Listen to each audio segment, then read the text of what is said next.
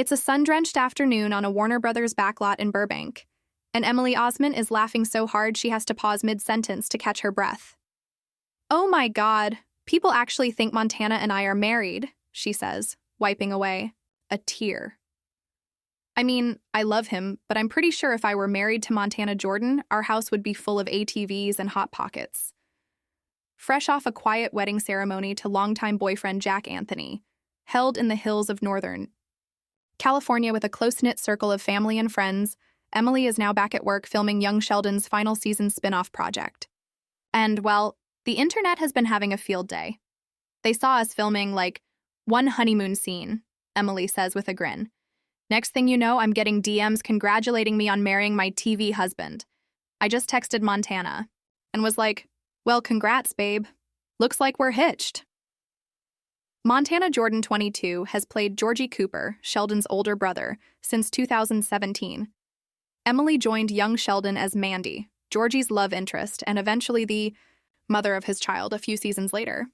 Their easy chemistry and off-screen banter have made them fan favorites, especially as the show grew beyond its sitcom roots into something warmer and more character-driven.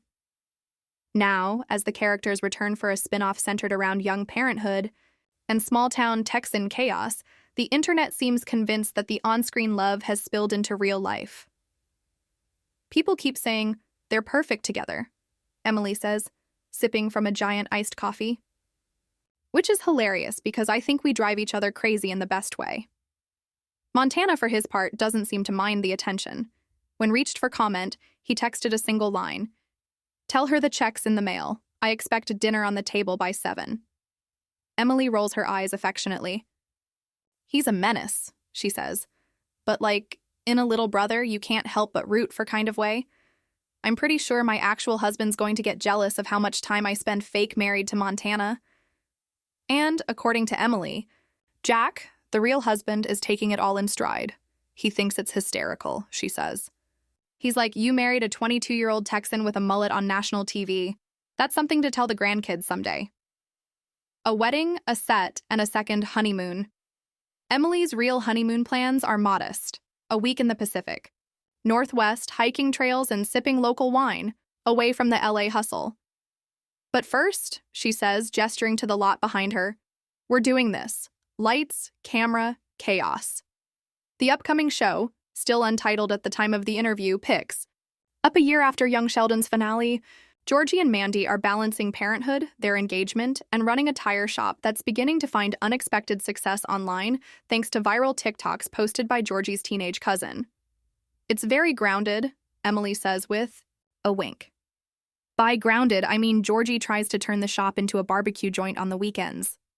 Emily describes the tone as comedic with heart, a blend of Parenthood and The Office, with plenty of classic Texas oddball humor.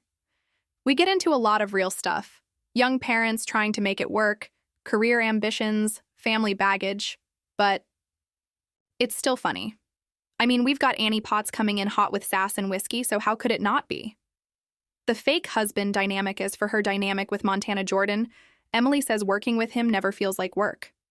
"He's like a golden retriever in human form," she says fondly.